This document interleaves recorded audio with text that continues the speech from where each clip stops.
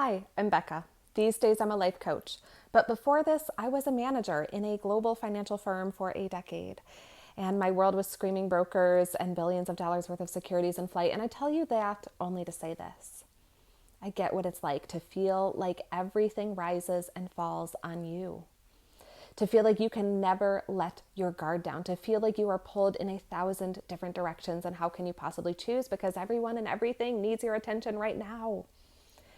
And I also know that at the end of the day, a lot of times it's just the living of life that wears us down. It's the grocery shopping and the traffic and the technology issues that never seem to end. These days, my mission is to help you catch your balance, find your path, and move forward with peace and purpose, confident that you know where you're going and how to get there. Today, we're going to talk about something that I see get in the way of this all the time, which is that the world is so noisy and our own heads are so noisy. We have all these different ideas and projects we're working on and advice coming at us and expectations coming at us. And it can be really difficult to choose the actual way that you spend your day today. And even once you choose, there are so many distractions. How on earth do you stay focused? It is so easy to get pulled off track. Now, I will tell you there is nothing I hate more than a webinar that is actually just an infomercial for someone's products and services. So I will tell you that the next 15 to 20 minutes is entirely about giving you some information and some really practical tools that you can use today, with or without me. But if you're listening and you feel overwhelmed and you feel like you need help, just know that help is coming. And I will tell you more about that at the end. And so this is for you. If you feel like you are being pulled in 1,000 different directions, or you are constantly starting things and rarely finishing them, or if you are feeling overwhelmed and confused and stuck, then you're in the right place. If you walk away with just one thing today, I hope it's this. Nothing is wrong with you. There are a lot of really normal reasons this happens, and it happens to most of us. Nothing is wrong with you. You are not broken. You are not stuck. So what we're going to do is talk about a couple of reasons why this is so hard and a couple of very practical things you can do about it. Let's go in our mind to that moment when you're floundering, when you're feeling stuck, when you want to switch directions again, when you're second guessing yourself. One of the things that is probably happening is that your brain is wired to keep you safe. And one of the ways it does this is by interpreting stress as threat. And that means that when you're at the part of your goal, and there tends to be this moment in just about every goal, that it requires you to go outside your comfort zone, or it requires you to push yourself, your brain is wired to shut it down. And one of the ways it does that is through distraction. Another thing that may be in play is personality. Let's be honest, some personalities are more prone to starting things and some are more prone to finishing them. Some are prone to switching things up often, and some are prone to keeping things consistent and similar and steady. I tend to have a personality that is very prone to distraction. And so I can promise you that you do not need a personality transplant, no matter what. And as a matter of fact, that's part of why I'm so passionate about these things, is because I had to learn them to be able to ever finish anything in my life. And on the other hand, then you have my dad, who has always been very consistent and very steady. I remember the morning of my wedding, we had to do the rehearsal the morning of, and he was late because it was the second Saturday, and the second Saturday is when we clean the bathrooms, and there was no amending that plan. It was going to be done start to finish the way it always was, and it was fine. He, let's just say, it was harder to prepare emotionally than physically for that walk, but he did great, so it worked out. But I got to see that juxtaposition between personalities up close and center, and to understand the way that it affects how we do things. And the third factor we're going to explore before we begin to talk solutions is that you may never have had clarity to begin with. And honestly, if you are never that sure that you are spending your precious time and energy and effort on the right things, then it makes sense that you would second guess, and so have some grace for yourself. The world is such a noisy place. And just in your corner of the world, there are probably dozens, if not hundreds of people trying to convince you that the solution they offer is the solution for you, or whatever worked for them will work for you. And the implication seems to be that if you were doing it right, things would be different. And that's not always true. We're also kind of hard on ourselves, aren't we? We have these long lists of changes we want to make in our homes and our relationships and our careers and our bodies, and we're trying to balance all of that, and it can be a lot. So here's what I would suggest is that it helps to have a method for deciding how to spend your time to begin with. And I think a lot of planners try to help us do this, and some do a good job by asking questions and giving us some space to write. But sometimes that can be very disjointed from real life. We can wind up planning on some sort of mountaintop, and it just doesn't work in real life.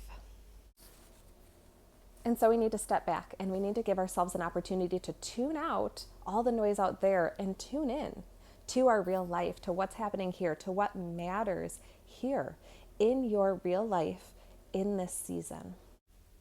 One very practical way to do this is to take an inventory of all the ideas bouncing around in your head.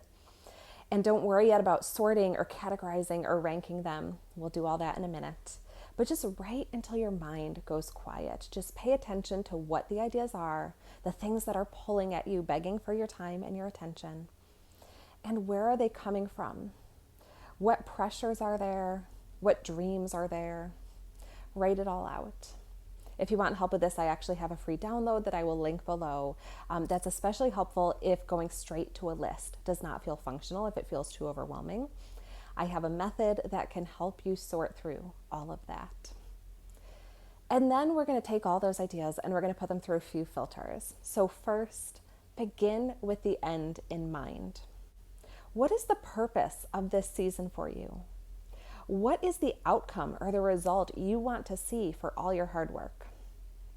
I think about this webinar. I have created things like this before because I've noticed this problem and I know I can help, and I wanted to reach out to offer some ideas and some tactics that could help. But I would record and then I would get scared and I would either not put it out there, or I would do a very poor job of putting it out there. And it does not help anyone when it sits on a hard drive on a computer I don't even have anymore. And so I've had to learn to begin by asking, what is the point of all of this? Because if it's just a pretty webinar, that's not enough. It has to be something that can help. So how about for you? What is it that you want to be different? What do you want to create? What do you want to feel that maybe you don't feel right now? And begin with the end in mind. The second filter is basically yourself. Do you know yourself well enough to make aligned decisions? I think it's worth pausing here to consider, when are you going outside your comfort zone as a method of growth, and when are you maybe just trying to be someone else? I think because there is so much advice and so much pressure coming at us, and sometimes we just get a little jealous of someone who makes it look easy, it can be tempting to want to try to put ourselves in a box. But that's often not helpful. Usually, if we're going to be in it for the long haul, we have to choose goals that are aligned with who we are and what matters to us. And so consider your personality. Consider your values. And in this case, I'm not using values to mean any sort of moral judgment, but just a measure of what matters most to you. I have a long history of chasing the wrong goals. I was in a corporate position, and I would chase promotions because it seemed like the obvious measure of success, and that's not necessarily wrong, but it did not fulfill me in any way, shape, or form. And it took me a long time to realize why that was and to understand what really mattered to me. Our goals have to be fueled by our values if we are going to be fulfilled by the outcome. And the tricky thing here is that when you look at a list of values, and I will link below to Brené Brown's list of values, she is the one who taught me about this, and it has paid dividends in my life over the past 5 years, over and over again. When you look at this list, they're all good things, but the tricky thing is, as Patrick Lencioni says, if everything is important, then nothing is. And so we have to understand what is going to really make the difference for us. And so think about specifically your work. What is it that matters most to you? Is it salary? Is that the big decider? Or is it maybe schedule? Do you like flexibility? Is it important to you to be home with your kids? Is it respect that is important to you? Do you want to feel a really deep sense of pride in your work? Is there a specific thing you want to create with your work? Think about what matters most to you, and that will help guide your decisions. We also need to consider our priorities. And unlike personality and values, these can easily shift from season to season. Think about the different areas of your life. So your relationships, your faith, your work, your home, your health, your finances. Is there an area that really needs some extra attention? Maybe a relationship that needs to be worked on. Maybe a health challenge that needs to be met. Maybe a big project at work that is going to be a needle mover but is going to seriously interrupt things. Consider that and put all of your ideas through that filter. The third filter is really a gut check, and that's this. How quickly would you expect to see results? I think we all want immediate results. I sure do. And that's just not the way the world usually works. Every once in a while you hear a story about someone who just things came together. But a lot of times, fruit takes time to grow. Seeds take time to grow. And so this is part of why it's so important to make aligned decisions, because we have to be in it for the long haul. And if we are trying to be someone else, that's not sustainable. If we are trying to push ourselves so hard that we're not sleeping and we're not eating, that's not sustainable. So we have to think about that time frame. And it can also help us decide, all other things being equal, which idea is going to create results faster.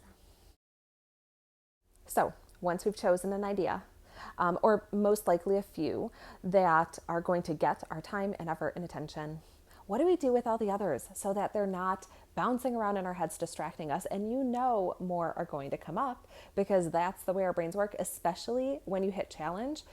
You may find that you become a very creative person because, like we talked about in the beginning, your brain is wired to keep you safe. And so it will try to distract you. And so how do we keep from having a desk covered in Post-it notes or random ideas lost in the margins of notebooks or somewhere in Evernote, or worse yet, the ever-expanding to-do list? You've probably experienced this, where you're working all day and your to-do list is actually growing and you can't get everything done, so you move them over to tomorrow's to-do list. But then more things come up, and so you wind up working hard all day, every day, and the to-do list just grows. How do we avoid that? So think about how automatic it is to use your calendar to schedule anything. Let's say your friend texts you and they ask if you want to have happy hour on Thursday. And you do want to, so you pull out your calendar and you add happy hour 6 p.m. And you generally trust that when the time comes, you'll be there. We need something just as easy and just as straightforward for all the other ideas. And you really only need to answer 3 questions.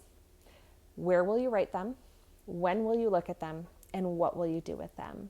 And by that I mean, how will you integrate them into your plan or not? Because sometimes the best thing is just to let it go. But it helps to have a process. So it can be as simple as the Notes app on your phone or the Task app on your phone or a Word document. And just give yourself a routine where you're going to look at those routinely and choose either to integrate them into the plan or to let them go, or you can leave them in there as long as you're not looking at it all day, every day, feeling defeated because, of course, you can't do it all at once. Have a place where you can store them, where you know where they are, where when you're ready to plan the next month or the next quarter, you can easily find them, and where you know where to go. You can focus on what you're doing now. The last thing we need to consider is how to help ourselves feel safe so that we can push through the discomfort. Because here's the thing, even if you are making really great choices and they are aligned with who you are as a person and what matters most to you, often there are just scary parts that are going to be required. So for example, you may need to put your work out in the world, and that can be terrifying. You may need to reach out to someone you don't actually know and ask them for help. You may have some interpersonal interactions that are a little bit challenging. You may have to make some hard financial decisions. Sometimes we have to go outside our comfort zone. That's just life. And so how can we help ourselves feel safe so that we don't give in to the distractions, so that we can stay focused and see it through? Structure can really help us here. Structure tends to make our brains feel safer. And so think about the habits and the routines that might support you. Think about how you can integrate self-care in your day. I like to say that the antidote to negativity isn't positivity, it's self-care. Ask yourself what you need. So often we don't ask this question until it's way too late and until everything is too jumbled to even be able to discern what we need. It begins to feel hopeless. So make a practice of asking yourself what you need and giving it to yourself as much as you can. And this can be really simple. It can be giving yourself a warm beverage, putting on a favorite sweater, putting on some music, using essential oils, whatever it is for you that helps support you through the day. Think about tending your energy like tending a fire. You can't just dump 16 hours worth of fuel on a fire, and you can't neglect it all day. You have to make sure you are filling up, not just pouring out. So pay attention to the way your energy flows and begin to learn how you can best tend your own energy. And then schedule as much as possible the things that are going to be a little more challenging in the pockets of time when you are not entirely depleted. And also, because sometimes they surprise you and sometimes you just can't necessarily choose when you have to do those things, know how you can refill yourself, know what you can reach for that is going to help you. If you have spiritual practices, keep them strong. Keep your self-care practices strong. Keep your support system strong. I'm going to get really real for this last part because here's the thing. I know it's not easy and I'm here to help. I would love to offer you a free clarity session. We're together, one-on-one, you and me. We'll clarify your goals and priorities and uncover some of the things that have been keeping you stuck and create a doable game plan for the coming month that moves you in the direction you want to go. I promise this is not a high-pressure sales pitch. I've had that done to me and I will not do that to you. If there is any way I can help, I will absolutely offer because I want you to have all of the help you need. But you will not be pressured to buy anything. And regardless of whether you move forward with coaching, this session is free. And so if this sounds like something you need, go ahead and click on the link below and choose an hour that works for you. If you have any questions, I'm available at hello@beckaracinko.com. Thank you so much for being here and being a part of this.